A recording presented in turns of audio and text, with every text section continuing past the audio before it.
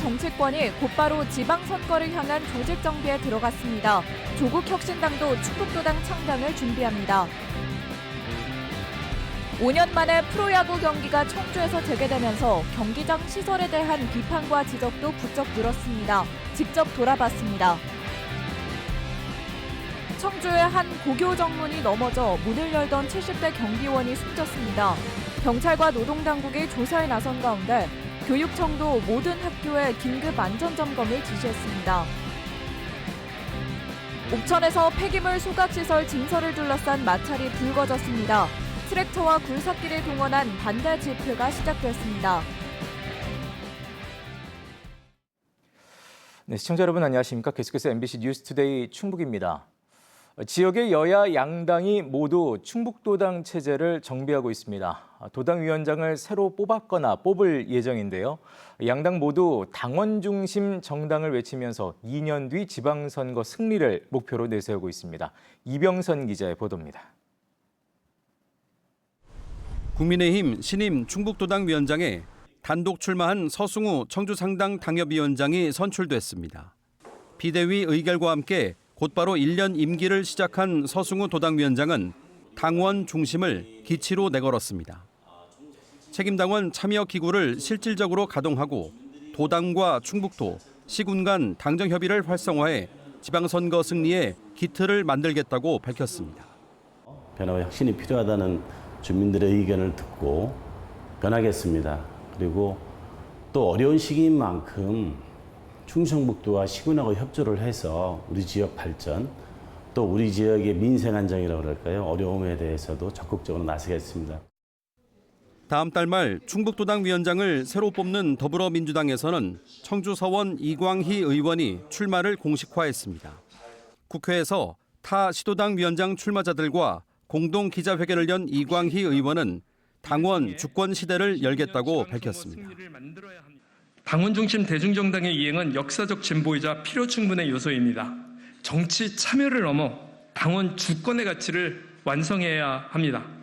당원 주권의 가치를 실현하기 위해 중앙당과 지역위원회를 연결하는 광역 시도당의 역할이 중요합니다.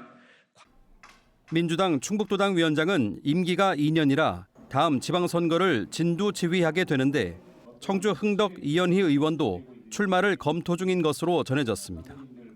이모선 현 도당위원장은 불출마 의사를 밝혔고 청주 상당 이강일, 청원 송재봉 의원은 후반기 도당위원장에 나설 것으로 보입니다. 원내 3당으로 국회에 입성한 조국혁신당은 충북도당 창당에 박차를 가하고 있습니다. 지난 주말 청주에서 열린 충북도당 창당준비위 발대식에 참석한 지도부는 대중정당, 수권정당의 꿈을 이루겠다고 포부를 밝혔습니다. 조만간 충북도당이 창당을 하게 되면 지난 5월 창당한 충남도당과 함께 조국혁신당의 완벽한 무게 중심이 자리 잡히게 됩니다. 우리 혁신당에게 그리고 저에게 더 이상 충청은 험지가 아닐 것입니다. 야당의 우위로 마무리된 충북의 4월 총선. 이제 충북도당 체제를 새로 갖춰나가면서 지역 여야의 시계는 2년 뒤 지방선거를 향해 가고 있습니다. MBC 뉴스 이병선입니다. 공직선거법 위반으로 선거권을 잃은 박정희 전 청주시 의원이 지난 총선 당시 선거운동을 한 혐의로 경찰에 고발됐습니다. 충청북도 선거관리위원회는 선거권이 없어 선거운동을 할 수 없는데도 지난 총선에서 특정 후보의 지지를 호소하거나 SNS에 선거운동 메시지를 게시했다며 박정희 전 시의원을 청주 상당경찰서에 고발했습니다. 박 전 시의원은 지난 2022년 지방선거를 앞두고 선거구민에게 음식을 제공했다가 벌금 250만 원형이 확정되면서 의원직을 잃고 5년 동안 선거권이 박탈됐습니다. 중부내륙 특별법 시행을 위한 시행령이 오는 27일부터 발효됩니다. 시행령은 중부내륙 연계발전 지역의 범위를 규정하고 중부내륙 연계발전 사업에 대한 국가보조금 특례를 기준 보조율의 20% 상향하도록 하는 등 법률 시행을 위한 구체적인 사항을 규정하고 있습니다. 충청북도는 지난해 제정된 중부내륙 특별법에 예비 타당성 조사 면제 등 핵심적인 특례 조항이 대거 빠져 있다며 개정을 추진하고 있습니다. 지난주 프로야구 청주구장에서는 5년 만에 하나이글스의 홈 경기가 열렸습니다. 시리즈 3경기 모두 5분 만에 매진되면서 뜨거운 야구 열기를 입증했는데요. 그러나 뜨거운 분위기에 가려졌던 청주 야구장 시설에 대한 냉정한 평가는 여전히 열악하다는 평이 많았습니다. 이초원 기자가 직접 현장을 둘러봤습니다. 코로나19 사태 이후 1742일 만에 프로야구가 열린 청주 야구장. 3경기 모두 5분도 안 걸려 매진됐고 매표소에는 취소표를 구하려는 팬들이 줄을 늘어섰습니다. 12년 만에 청주 야구장에 다시 선 류현진은 8이닝 무실점 완벽투를 선보였고 청주의 아들 주연상은 데뷔 첫 10세이브를 성공하면서 포효했습니다. 청주의 한화 이글스 팬들은 열광했습니다. 다른 지역으로 가면 뭐 연차를 쓰거나 이래야 돼서 좀 가기가 힘든데 청주에서 하니까 퇴근하고 바로 올 수 있는 점이 너무 좋았어요. 류현진, 노시환, 하나이글스 화이팅! 청주시는 5년 만에 경기 재개를 위해 18억 8천만 원을 썼습니다. 인조잔디를 교체했고 마운드 흙도 다졌습니다. 2019년과 비교하면 그래도 구장 환경이 좋아졌다는 평가가 나왔습니다. 잔디를 일단 가른 것 같아서 잔디 상태는 좀 좋은 것 같고 대전보다는 조금 쉬는 공간도 없고 뭐 웨이트 이런 시설도 없다 보니까 조금 부족하긴 하지만 그래도 많이 좋아진 것 같아요. 네. 하지만 투수들은 마운드와 불펜 바닥에 흙이 달라 적응하기 어려웠고 내야수들은 흙다짐이 잘 안 돼 수비하기에 불안했다고 말합니다. 3루수나 1루수 분들한테 이제 물어보면은 살짝 불안하긴 하다고는 하는데 더그아웃과 라커룸 바닥은 미끄러워 고무 패드를 깔아야 했는데 그나마 개수가 부족해 원정팀에는 설치하지도 못했습니다. 한화이글스 구단이 공개한 영상에는 선수 라커룸이 우연히 나왔는데 열악한 시설이 마치 군부대 막사 같다는 야구 팬들의 반응이 나왔습니다. 2015년 이후 투자가 없었던 관객시설에는 불편한 점이 더 많았습니다. 무인 발권기가 없는 티켓 판매소에서는 현장 구매자와 온라인 예매자가 뒤섞였습니다. 여기 누가 통첩을 안 해줘요. 지금 관리를 안 해줘갖고 현장 매표하고 예매자 전청과 섞여 있던 거야. 9천 명이 꽉 찬 구장의 화장실은 5군데뿐. 그마저도 너무 멀리 있습니다. 이곳은 팬들에게 인기가 좋은 응원석입니다. 이곳에서 화장실을 가려고 한번 나가보니 죄송합니다. 지나가겠습니다. 가까운 화장실이 없어 야외 화장실을 이용해야만 했습니다. 간이매점에 줄을 늘어섰는데 막상 물건은 별로 없고 야구장 밖을 나가봐야 상가도 없습니다. 외야석에는 휴대전화가 잘 터지지 않는 곳도 있었습니다.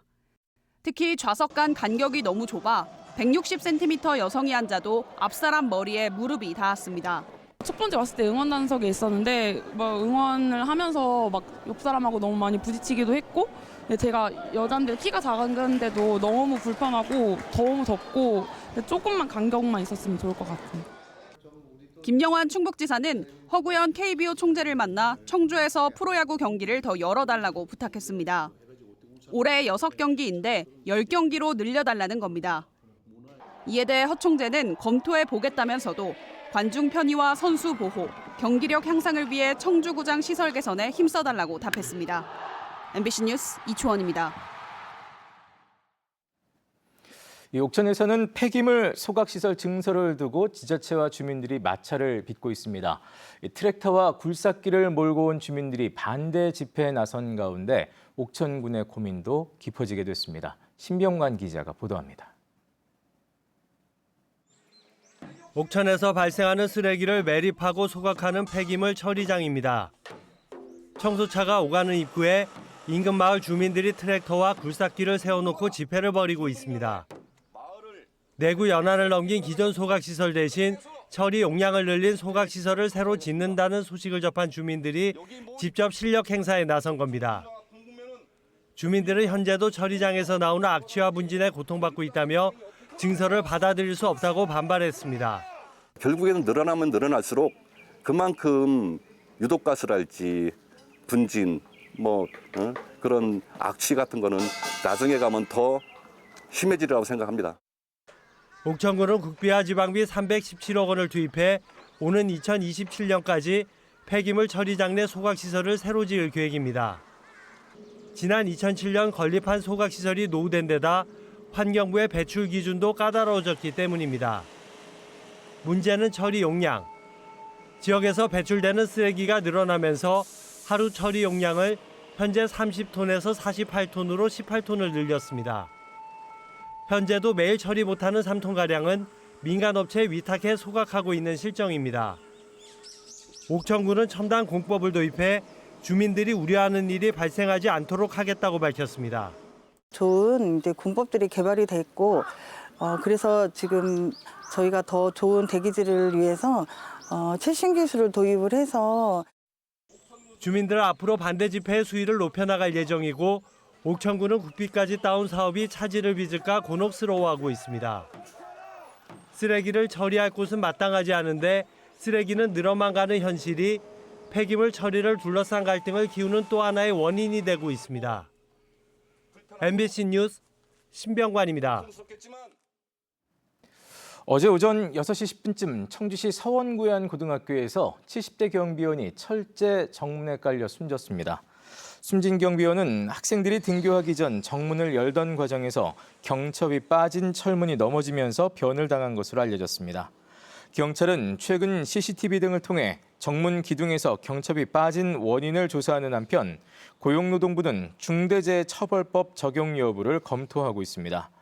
한편 충북교육청은 어제 오전 교육감 주재로 긴급 비상대책회의를 열고 도내 유초중고와 특수학교에 전수 안전조사를 지시했습니다.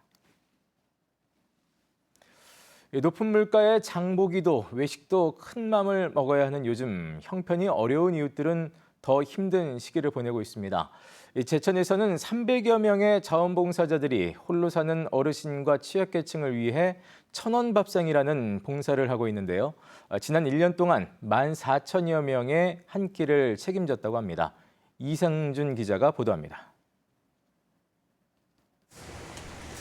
한여름의 열기가 더 느껴지는 주방에서 자원봉사자들이 음식 준비에 여념이 없습니다. 오전 내내 재료를 다듬어 볶고 무치니 어느덧 점심시간. 건물 밖에는 이미 손님이 줄지어 있습니다. 이윽고 식당에 들어오는 손님들 모두 1,000원짜리 한 장을 건넵니다. 무료 급식소와 달리 이용자들의 자존감을 지켜주기 위함입니다. 이 지역에 저소득층이 많이 계시는데 무료 급식하면 자존감에 문제가 있어요. 1,000원이라도 내고 떳떳하게 밥 먹자 이런 방향으로. 1,000원 밥상은 월요일과 화요일 매주 2차례 문을 엽니다. 애초 하루 100명을 목표로 했지만 요즘은 160명까지 찾아옵니다. 장소가 좁아 40명씩 4번에 나눠 이용합니다. 홀로 밥을 해먹기 힘겨운 이웃들은 이곳에서 끼니를 해결하고 사람을 만나 정을 나눕니다. 맛있으니까요. 그리고 또 재미도 있고 오락하는 것도. 3, 4, 5 짝을 지어서 얘기도 하고 식사도 즐겁게 하고 또 우리 오신 분들하고 같이 식사를 하면은 참 하루가 즐겁습니다. 1,000원 밥상이 생긴 지 1년, 그동안 14,000여 명이 다녀갔습니다. 작지만 소중한 한 끼는 300여 명의 회원이 연간 10만 원에서 60만 원 정도 내는 회비로 운영됩니다. 또 오가는 시민들이 보고 1,000원짜리 지폐 다발을 놓고 가거나 15년째 모은 500원 동전을 통째로 기부하기도 합니다. 인근에 거주하시는 지역 주민분들께서 저희 천원밥상을 이용하시는 이웃분들과 함께 나누고 싶다고 말씀하시면서 직접 농사 지으신 농산물, 예를 들면 마늘, 파, 감자 이런 것들을 기부를 해주셨습니다. 1,000원의 작은 씨앗이 1년 만에 나눔의 큰 나무로 자랐고 가지마다 맺힌 정성 어린 식사는 소외된 이웃은 물론 지역 사회에 존엄과 희망이라는 꽃을 피우고 있습니다. MBC 뉴스 이승준입니다. 성전환 수술을 받았다는 이유로 군에서 강제 전역 처분을 받고 목숨을 끊은 고 변희수 하사가 뒤늦은 순직 인정으로 국립대전현충원에 안장됐습니다. 유족과 추모객들은 현충원 안장을 계기로 성소수자의 군복무를 보장해야 한다고 주장했습니다. 이승섭 기자입니다. 고 변의수 하사의 영정이 국립대전현충원 충원당에 놓였습니다. 검은 옷을 입은 추모객들은 하얀 국화를 헌화하고 묵념합니다. 변화사는 숨진 지 3년 3개월 만에 현충원에 안장됐습니다. 하사님 용기를 보면서 아무리 힘들어도 하사님 생각하면서 열심히 살아야겠다라는 마음으로. 변화사는 지난 2017년 육군에 임관한 뒤 2019년 군단장의 허가를 받고 성전환 수술을 받았음에도 이듬해인 2020년 강제 전역됐습니다. 그리고 1년 2개월 뒤 자택에서 숨진 채 발견돼 고향인 충북 청주의 추모공원에 안치됐습니다. 그러나 지난 2021년 법원은 변화사에 대한 강제 전역 처분이 위법하다고 판결했고 지난 3월엔 국방부도 변화사의 순직을 인정했습니다. 고 변화사의 유족과 추모객은 순직 인정으로만 끝날 것이 아니라 성소수자도 국방의 의무를 다할 수 있도록 관련 제도 개선이 필요하다고 지적했습니다. 고인의 이러한 순직 결정과 현충원 안장은 인권의 전진으로 봐야 되고요. 우리 사회에 평등한 군대가 무엇인지에 대한 숙제를 남겼다고 생각하고 있습니다. 앞서 계룡대 육군본부 앞에서 진행된 고 변화사의 노제에서 추모객들은 육군이 변화사를 강제 전역시키고 목숨까지 잃게 했다며 육군의 반성을 촉구했습니다. 규탄한다! 규탄한다! 규탄한다! 규탄한다! 한편 일부 시민단체들은 현충원 앞에서 변화사의 순직은 개인적인 일이라며 현충원 안장에 반대하는 집회를 열었습니다. MBC 뉴스 이승섭입니다. 오는 30일 오송 참사 지하차도 재개통을 앞두고 시민단체와 유가족이 거듭 반발했습니다. 유가족과 생존자협의회 그리고 시민대책위 등은 안전 손잡이나 차수벽, 차단기 등이 여전히 설치되지 않았다며 참사 재발을 막을 철저한 준비가 될 때까지 개통을 연기하라고 주장했습니다. 이에 대해 충청북도는 흔적을 지우려는 의도가 아니라며 하루 평균 교통량이 2만 3천여 대에 이르는 데다 민원이 쏟아지고 있어 예정대로 개통할 수밖에 없다고 설명했습니다. 제천 화재 참사 유가족과 부상자가 충청북도를 상대로 한 민사소송 비용을 면제받게 됐습니다. 충북도의회는 제417회 정례회 2차 본회의에서 피해자인 유가족과 부상자를 위한 지원 방안으로 소송비 면제가 필요하다는 내용의 충청북도 동의안을 원안 의결했습니다.